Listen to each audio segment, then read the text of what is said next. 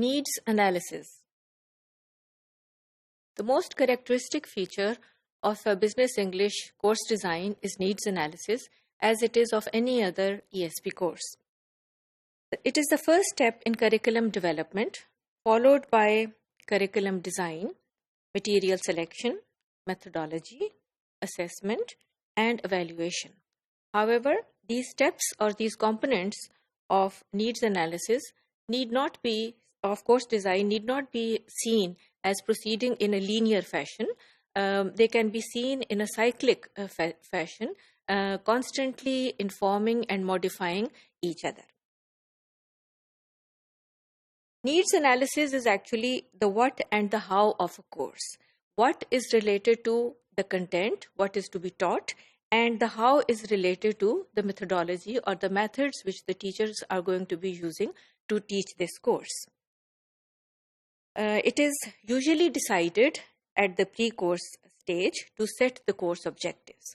So needs analysis is the first component of the whole curriculum design, and it has to be done at the pre-course stage because at this stage it has to be decided what is to be taught and how it is to be taught.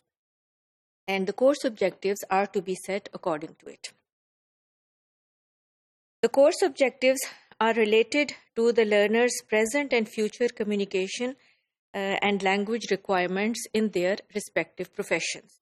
So it is sort of foreseen what would be the professional requirements for the learners as far as communication and language are concerned. Then it also looks at the learner's current ability, at the current situation of the learner. And then according to these two things, which we can say is the target situation and the current situation, the objectives of the training program are then designed.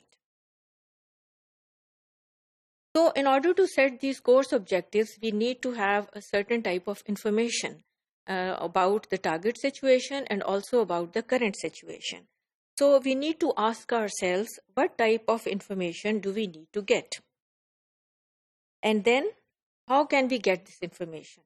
Meaning that what are the ways through which we are going to collect this information? And then once we get this information, the desired information, then how are we going to translate this information into course objectives? We have said that the scope of business English is to develop the language knowledge and communication skills of learners. But our needs analysis, once it is done, that will help us to add some substance to these foundations as shown in the following diagram.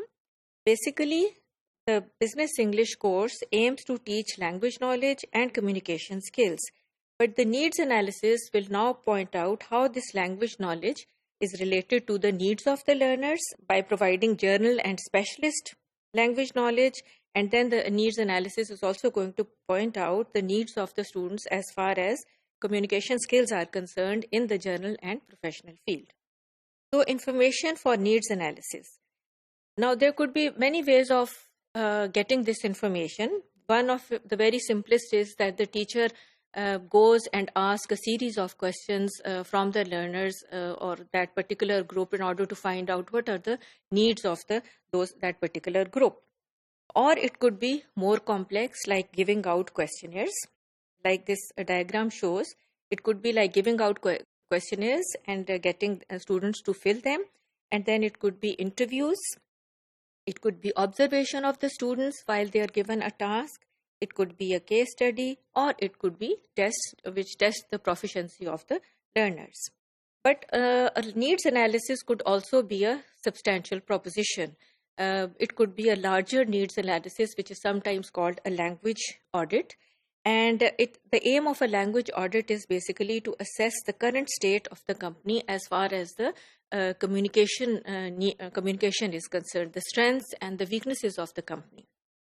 And then based on that information to devise strategic goals and short-term needs of the company as far as the language needs are concerned. This information once gained can be used to get more information about the clients, the suppliers, the future markets, and even the competitors. So to get information about needs of students, they will get lexical, discurral, structural information, and of what the students actually need, and this information can then be used to design course objectives. So a language audit basically can then be used in order to look at the competence of the current post holders of the company, and then this could be used to test the language competence of recruits, and lastly it can be used to evaluate the current language trainer providers.